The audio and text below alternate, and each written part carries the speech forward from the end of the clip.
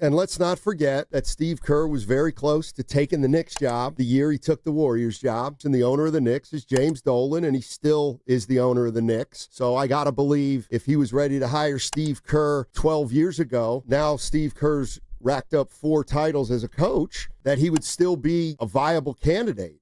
The Knicks fired Tom Thibodeau. Yeah. And they're looking for another coach. Okay. So they've requested permission to talk to 3 coaches. Ime Udoka, Houston, Jason Kidd, Dallas, and naturally Chris Finch in Minnesota. All 3 teams denied the Knicks' request. That's got to be a great feeling for those 3 individuals, even if you want it out of town. Yep, you can't talk to them. All right.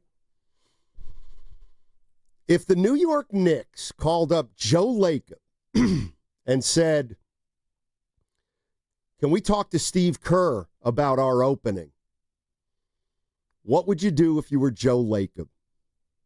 I'm being real right now with the, again, no first-round pick this year and everything that he's meant. I do feel like his time is winding down. I could be totally wrong. But, Steiny, I wouldn't say no. I would go to Steve and say, is this of interest to you? And if he gave me that look or told me, yes, it is, he means so much to me and everything that he's done to this franchise. I would never disrespect him and be the overseer and deny him an opportunity to speak and better his situation or, let him take his career somewhere else. What would you do? I think, believe it or not, I would do the same thing. If the Knicks called Lacob and said, we want to talk to Steve Kerr, I got to believe that right now Lacob's got a sense for what his thought process may or may not be. Mm-hmm. So Steve Kerr's got 1 more year left on his deal. Not a lot. Steph Curry, Butler, and Draymond Green have 2 more years left on their deals. So do you look at it as though, well, he'll get another 1-year extension so we can line them all up? But here's, to me, the part that's really interesting. The NBA, you can trade coaches. And I did it wasn't a deep dive, but it was a little dive, just a little one. And listen to this. So in 2013, the Clippers traded Doc Rivers to the Celtics. You know what they got back? Tell me. A first-round pick. Oh, my gosh. A first-round pick. And in 1995, the Heat traded Pat Riley to the Knicks. They got a first-round pick and $1 million. Now, there have been other coaches who have been traded, Mike Dunleavy Sr., Stan Van Gundy, Jason Kidd. Now, maybe it has something to do with it. Those weren't championship coaches, at least not when the trades were made in Kidd's case. And they got second-round picks. So, this is no shade at Steve Kerr, but I think I would allow the Knicks to talk to Steve Kerr if they wanted or were interested in hiring him, and if Steve Kerr had any interest in that job. And, I think I don't think there needs to be necessarily malice involved, because I think Kerr knows it's winding down here. Exactly. He's got 1 year, maybe 2. So you want to end it on good terms. Would you? I'm with you. Now, here's the thing. The Knicks don't have a first-round pick this year. That was my question. But next year, they have a pick that is affiliated with the Atlanta Hawks that is top 8 protected. That one they can trade. I mean, would you want to trade Steve Kerr for a first-round pick next year that's going to be 9 at the highest? The best could be 9. The worst could be, 30. All right, and I got something else. If I'm Joe Lacob, what would you do there, Warrior fans, if you were Joe Lacob and presented with that? Tell me if you follow me or if you see kind of where I'm going. So the rat on the table, brought to you by Atco Pest Control, to me for the Golden State Warriors is Jonathan Kuminga. I don't think he's going anywhere. But I think we all can step back and not fight and just have a conversation and say, under the tutelage of Steve Kerr, it hasn't been exactly roses for Jonathan Kuminga. And the fact that Steve Kerr's top 5 coach, in my opinion, I stand on that.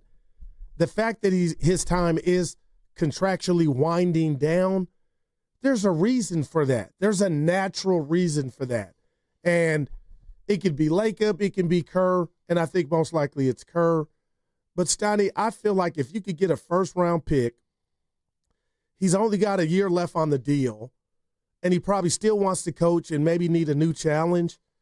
My goodness, wouldn't this work for both parties, for Kuminga to lead the next phase of Golden State Warrior basketball, and you're able to, add to that by this first-round pick that you would have in regard to the future, and Kuminga would be under new tutelage. It kind of, in a crazy world, partner, makes sense. Well, it does to me. And let's not forget that Steve Kerr was very close to taking the Knicks job the year he took the Warriors job. In fact, many people had him changing his mind. Thank gosh. And eventually coming to the Golden State Warriors. And the owner of the Knicks is James Dolan, and he still is the owner of the Knicks.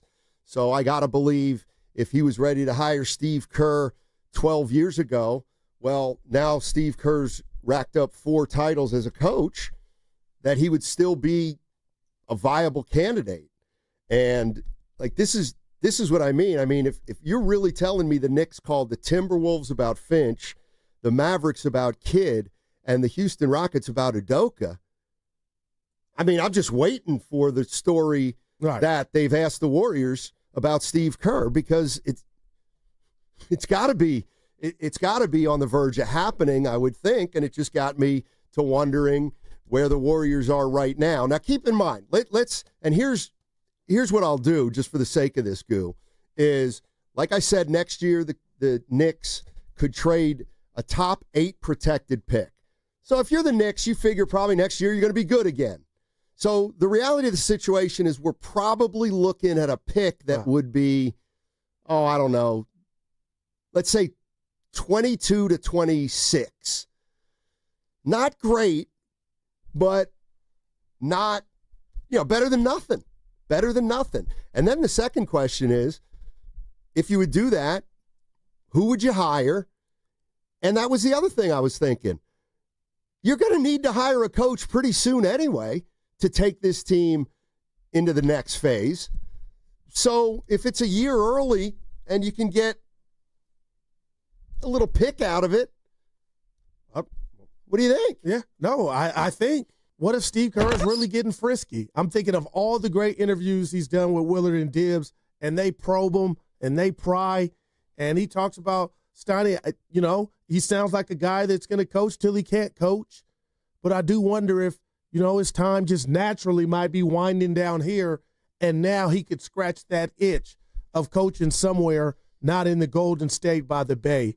But if you could do that and, again, get awarded that luxury or that pick, I mean, that to me is, man. Now, the other factor in this is what would Steph Curry think of all this, and to a lesser degree, Draymond Green? Well, they went through the Klay Thompson part of it, and I know this is different.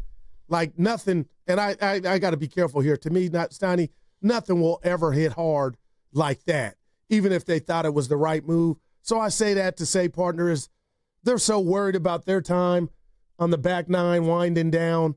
They would be good if he was going to be happy. My first question would be, so are we assuming then that Kerr's going to get another contract extension? Because he's up at the end of this year. Yeah. And that leaves Curry, Draymond, and Butler all here, but Kerr's not re-signed through them. Well, let's do Are we just assuming that's a formality? I'm kind of not, but okay, why? Maybe I'm in the minority. I was going to ask you, just give us a couple tidbits on why you think that is not a formality. Yeah, because they could have